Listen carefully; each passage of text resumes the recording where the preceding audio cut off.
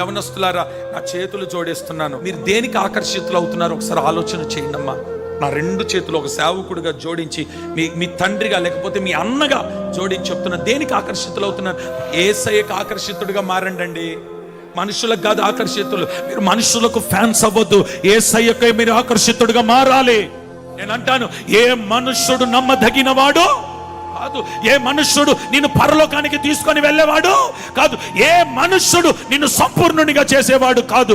నిన్ను యేసు ఒక్కడే పరిశుద్ధునిగాను సంపూర్ణునిగా మార్చి ఆయన ఎదుట, సింహాసనం ఎదుట నిలబెట్టగలిగిన వాడు యేసు ఒక్కడే.